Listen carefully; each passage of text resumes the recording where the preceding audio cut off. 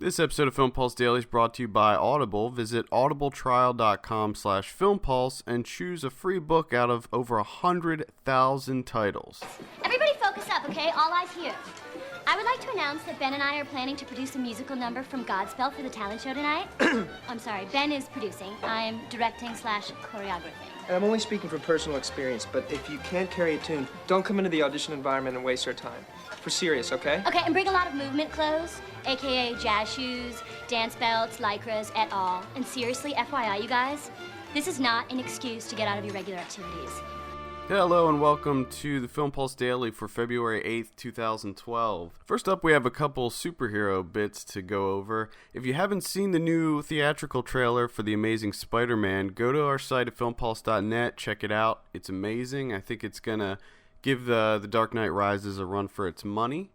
Next up, we also have Fox announcing today that the Wolverine will get a release date of July 23rd, 2013. Now, this film had a myriad of problems getting off the ground with scheduling conflicts, bad weather, directors having conflicts, everything, but it looks like they finally secured the date for July 23rd, 2013. Hopefully, it'll turn out better than X-Men Origins Wolverine. It takes place in Japan, and it sounds like it's going to be good, but then again, the first one did too. Now it's time for some... Oh, no, not the Beast! Where we go over some of the week's worst movie news. We have a double shot at Not the Bees today, starting with Fox pushing back the release date of its new action comedy, This Means War.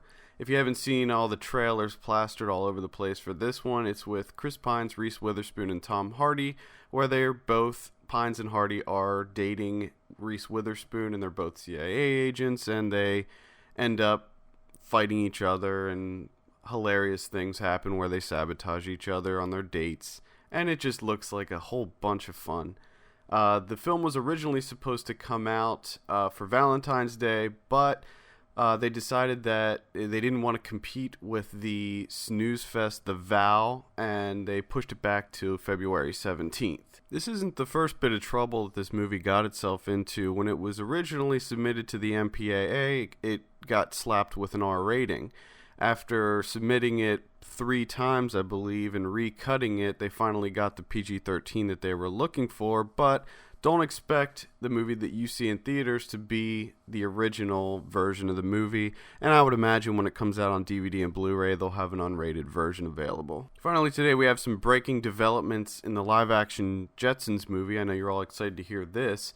Originally, the script was written by Adam F. Goldberg, who wrote the film Fanboys, which I'm sure none of you've seen, but it looks like we have some new writers with the movie. It's Van Robichaux and Evan Susser, who you probably don't know from anything since they never wrote a movie.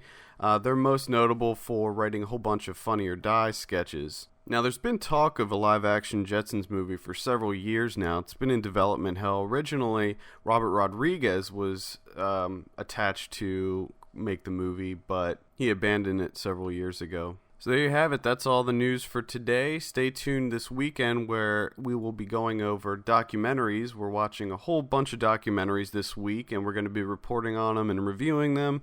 We're going to be going over all the Oscar-nominated documentaries, so you definitely want to check in with that this weekend. And you can also go to filmpulse.net for all the latest news and reviews. Make sure you subscribe to us on iTunes or Stitcher. And you can go to audibletrial.com/filmpulse, get yourself a free audiobook, and help out the show. Thanks for listening, and we'll see you tomorrow.